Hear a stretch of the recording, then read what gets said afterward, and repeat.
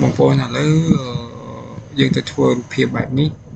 ដោយប្រើប្រាស់ AI ទាំងអស់គ្នាតែឥឡូវកុំឲ្យខាត់ពេកយើងទៅទាំងអស់គ្នាតែម្ដងអញ្ចឹងយើងចង់ធ្វើរូបភាពប្លែកៗអញ្ចឹងផុសក្នុង Facebook ផុសអីលេងអញ្ចឹងយើងអាចធ្វើបានដោយប្រើប្រាស់ AI ហើយខ្ញុំបិទសិន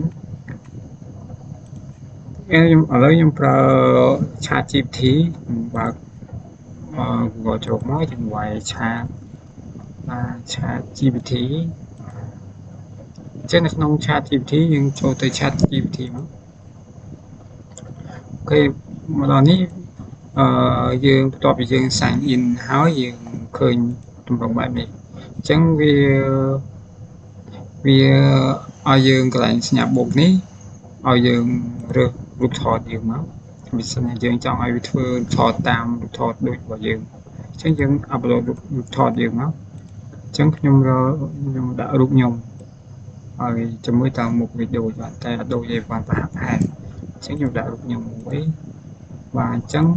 ហើយកន្លែងពាក្យបញ្ជានេះគឺយើងសរសេរពាក្យបញ្ជាហើយអញ្ចឹងខ្ញុំសរសេរខ្ញុំបរិយាធម៌នេះបងប្អូនអ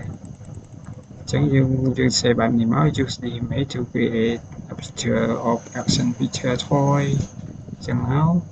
តែយើងដូរមុខងារកន្លែងនេះបើយើងមិនមែនជា worker ទេយើងជាអីយើងដាក់ហ្នឹងមកព្រោះតែខ្ញុំជា IT support ខ្ញុំដាក់ IT support អញ្ចឹង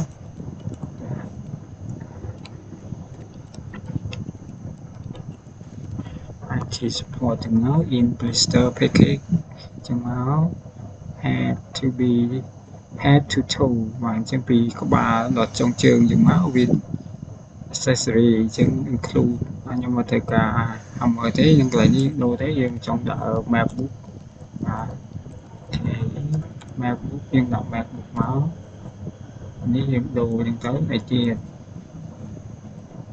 កន្លែងនេះយើងដាក់ MacBook Pro ទៅឲ្យវាបាទអញ្ចឹងកន្លែងនេះដូរទៅយើងចង់ដាក់ទេហើយយើងដាក់ពេញកាហ្វេយើងដាក់ coffee មក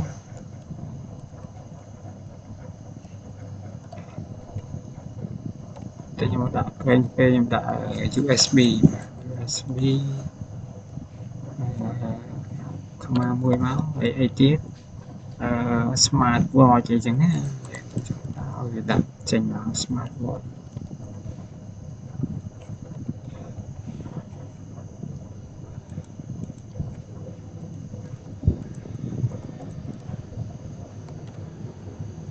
យើងចង់ដាក់អីទៀតយើងសរសេរតចឹងទៅតែខ្ញុំដាក់តែប៉ុណ្្នឹងបានហើយនេះខ្ញុំដាក់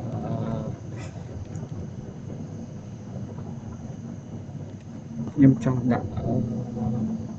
smart ខ្ញុំចង់ដាក់ drone ទៀតទេឬក៏អូខេខ្ញុំចង់ដាក់ drone ទៀតខ្ញុំ drone ទៀត take so read អានេះយើងដាក់ឲ្យចេញឈ្មោះយើងដាក់ឈ្មោះយើងមកបាទអញ្ចឹងយើងដាក់ឈ្មោះយើងមកប៉ុណ្ណឹងមកហើយយើង copy វាយកទៅផាសកន្លែងនេះមកបានប៉ុណ្ណឹងហើយយើងចុចបាញ់ព្រួយទៅយើងរកចាំវាបន្តិចអូខេទីចេញមកហើយបាទ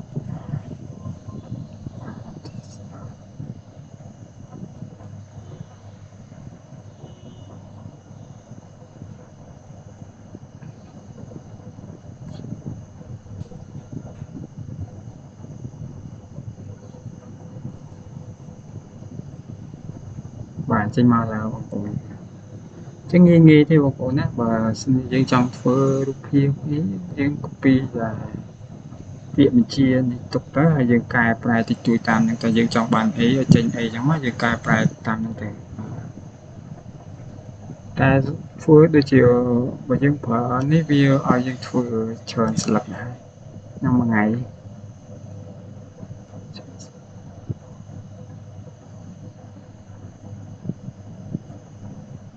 ហើយយើងរងចាំវាបន្តិចបងប្អូនវាដំណើរការតិច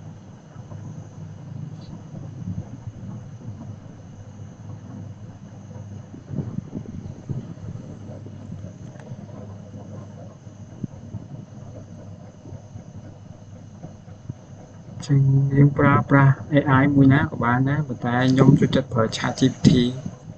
មេ AI មានច្រើនណាស់បងប្អូនបាទអញ្ចឹងយើង ចុចទៅកន្លែងនេះទៅឃើញហើយមានស្អីច្រើន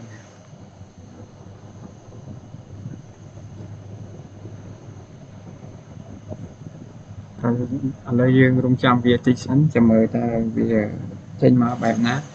បើយើងពេញចិត្តយើងអាចធ្វើម្ដងទៀតបាន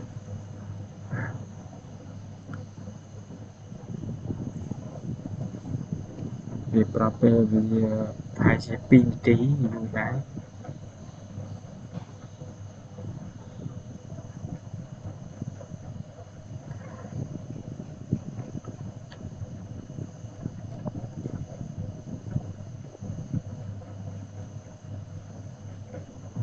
តាមខ្ញុំចំណាំមើលអានេះវាមិនមែនកុំព្យូទ័រយើងដើរយឺតដើរលឿនទេគឺវា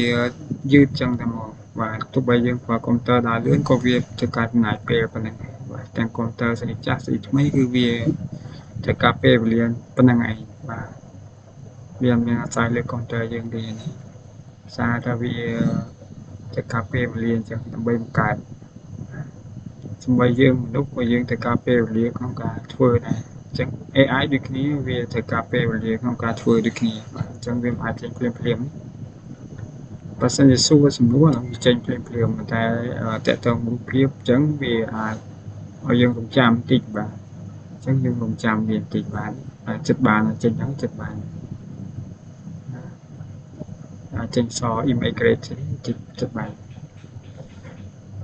នេះមកបាទតែយើងមើលមុខបាទដូចទេបាទស្មានតែប្រហែលប៉ុណ្ណឹងឥឡូវខ្ញុំព្រិចមើលធំបាទហ្នឹងហើយប៉ុណ្ណឹងក៏ចាត់ទុកថាអាចយកជាការបានហើយបាទអញ្ចឹងយើងអាច save វាមកបាទ save វា save មួយដាក់នៅនេះ flip មកចេញបិទចឹងខ្ញុំ download ក៏បាន save ក៏បានអត់ទេបាទប៉ុណ្ណឹងបាទនេះសូមបង្ហាញជូនប៉ុណ្ណឹងពីរបៀបធ្វើនៅក្នុងដែលប្រើប្រាស់ AI បាទជួបគ្នានៅវីដេអូក្រោយទៀតសូមអរគុណសូមជួយ like share និង follow ផងបើសិនជាវីដេអូនេះបានរៀនអ្នកពីចំណេះដឹងថ្មីៗពី AI